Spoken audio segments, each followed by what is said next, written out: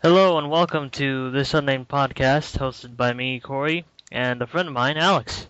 Say Hey hi, guys, how Alex. are you? Yeah. Um. Today we actually wanted to talk about Operation Rainfall because some interesting developments have taken place for that, and plus it's a good idea to clear up with anyone who doesn't know what it is exactly. Now, for those of you who don't know, Operation Rainfall is a movement by a group of people who want three titles in North America localized by Nintendo of America. And I think Europe as well, but Europe probably already has those guaranteed. But we'll get into that in a moment. But the titles in question are The Last Story, Pandora's Tower, and Xenoblade. Now, there's been a lot of confusion about whether these titles would be coming to America or not because of different things Nintendo has said. Like, I think there was information about an E3 representative of Nintendo saying basically that the titles wouldn't be coming anytime soon. Then there was a comment prompted by and now, well, basically, what the operation's been doing for the past couple of weeks has been trying to persuade Nintendo to give them a clear answer on whether or not these games are coming to North America, and if they aren't, convince them that they should bring them to North America. What do you think of this movement, Alex? I think it's well, part of me wants to say it's crazy because these people might just be dreaming, but then again, if you really do want to strive for something, you should really go for it. And this is really one of those good examples of that. That these people really want to see these three games localized here in North America, and if they get enough ground, and if Nintendo actually considers, then they can actually get their games. Right. Now, the response they actually got from Nintendo about a couple of weeks ago on their Facebook and Twitter page was that they said they never say never, but they had no plans at the time to localize the games. And now, recently on Xenoblade's own Operation Rainfall's page, they have stated they have an inside source that claims that the last story has been translated for an American release, and no, Xenoblade has been translated for American release, and the last story is being worked on currently for an American release. So, hmm.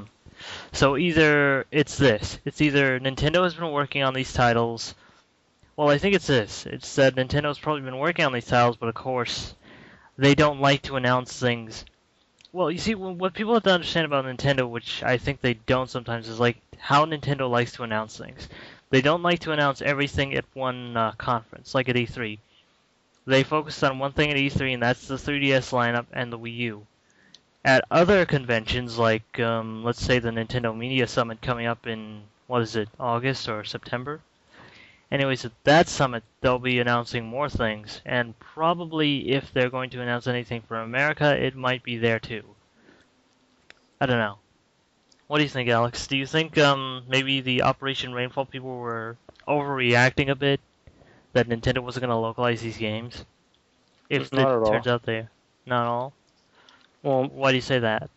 so something that this is actually something that Nintendo should really consider is that they could either have their exclusive Japanese game to themselves that people will really love, Right. and then if they do like it enough, they might consider sending it on to the US for an American release. Yeah. See what you're saying, because I think the last story didn't sell too well in Japan. It sold well the first week, but then it sort of dropped off. And as a result, I think that's one thing that's been delaying localization if it does happen in North America. Now, whether or not the source Operation Rainfall has claimed to have is true or not, it seems likely now that because of a recent showing at Europe, that I think Europe, that most likely the Last Story, Pandora's Tower, and Xenoblade will be coming to both Europe and America after all, and that maybe this operation wasn't needed at all because they were coming to America after all. I don't know. It just seems sort of weird, but then again, I can't help but understand after what happened with another RPG series back in the, what was it, late 90s. And anyone who knows this RPG series probably knows what I'm talking about. It's Earthbound. Well, not Or, Earthbound. well, Mother 3 actually. I'm sorry. Yeah, 3. Mix it up. Well, it was supposed to be Earthbound 2 or Mother 3 in Japan. Was being developed for the Nintendo 64. What was it called? The Nintendo 64. It was the What? add-on for the 64 that they never released in America. 64E, something like that. I don't know. It's a number. It was a some type of letter after the 64. Yeah, basically they were developing for that. Then they moved it to 64 because that didn't work.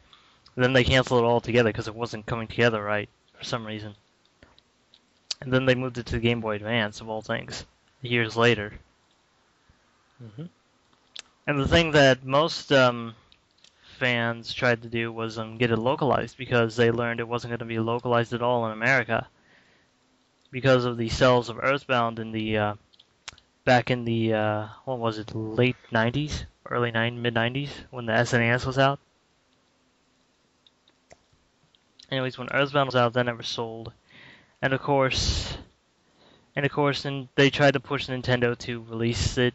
Also, one of their latest campaigns, which happened a couple of years ago, was to release Earthbound on the Virtual Console, but that didn't work either.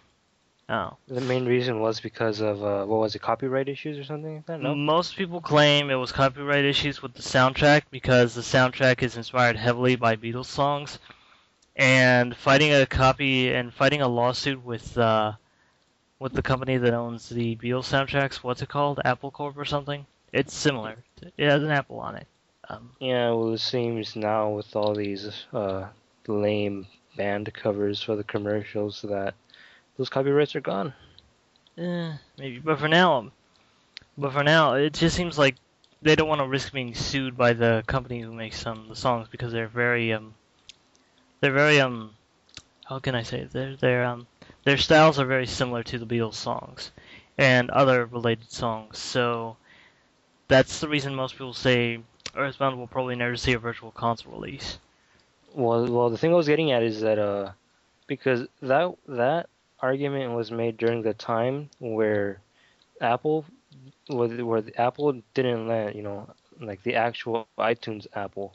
Yeah, Um, well, I'm not talking about iTunes Apple. I'm talking about the yeah, no, I know, but what I'm getting at is that they didn't let the Beatles music be on the iTunes store until just recently. Oh, you mean that issue? Yeah, that's right. Yeah, so then who knows? Maybe this whole Earthbound thing might be cleared up by now. Maybe depends on what Nintendo decides to do with the franchise, if anything. Hmm. Because it always said never gonna be there's probably never gonna be another sequel. But then again, you never know with Nintendo. But for now, we're really talking now that we're pretty much done with Operation Rainfall. I think because I think Operation Rainfall, if their information turns out to be true, is I won't say succeeded because they probably really didn't do that much. Heck, their campaign isn't even finished, and they're probably still continuing it even though they got this information. But they necessarily haven't succeeded. They've just been lucky enough to get this information if it's true. But generally, let's move on to localization in general, because that's pretty interesting. Now, what do you think Nintendo does to localize these games? Because a lot of people talk about Europe and Australia mostly getting the short end of the stick when it comes to video game releases. Yeah, that's true. But now we're talking about America being short on the short end because we're not getting these three releases. A part of me wants to say people are overreacting. They should relax. We have plenty of games that Europeans and Australians don't even get the privilege to play because of their either crazy laws or the fact that the games don't sell as well over there probably, so they just don't release them there. Because I'm honestly wondering what does this company do to localize these games? And why did they decide to choose to localize what games they do? What do you think? I'm not sure, honestly. Yeah. I Do you mean, have any idea? the only crazy law I know about a European country is in England, and that's that they don't allow guns whatsoever. Oh, I think you're thinking of Australia. No, Australia no, is I'm just thinking of England. more strict in its laws against very violent games and adult-oriented games. That's actually pretty much an understatement. It is, yeah. I'm sorry. I'm sorry, Australians. Yeah, no offense, but you guys sort of, I feel bad for you guys not getting any really good games. Yeah, they get good games. It's just that they don't get all the good games Hmm. because of either crazy laws or bad localization policies within some companies. I think what localization comes down to is initial number for Nintendo. From what I've seen, is first it's the numbers in Japan, then they decide, depending on certain things going on in America, whether or not they should localize it, or not in America or and Europe. Then after that, they decide to move it on to Australia if it was popular enough. And the only franchises that you usually see releases in all areas are the main series like Kirby, Metroid, Star Fox, Zelda, Mario. Those always see worldwide releases, but the smaller games never do. Like these three probably might never see the light of day in Australia. In Europe they might, but in Australia they're probably out of luck, unfortunately. I don't know. I want to ask anyone who's actually listening to all this. Could you please give us your ideas? What do you think Nintendo does for localization? Because that's one of the main problems people have been talking about when it comes to all these games that all these countries have been missing out on over the past who knows how many decades. Because several countries missed out on games, even like Chrono Trigger. I think Europe didn't get Chrono Trigger until it was re-released on the DS. A lot of countries didn't. Nobody outside of Japan got Mother 1 or 2 until it was translated by fans and other such events. So, what do you think are the localizations of a company like Nintendo, and what is their policy, do you think, based on what they've localized in the past? But I think that's enough. I think we're running out of things to say, Alex. Yeah, me too. Yeah. Alright, well, hopefully you guys have some ideas, and I hope you share them with us. But again, thanks for listening. This is Corey and my friend Alex saying we'll see you next time.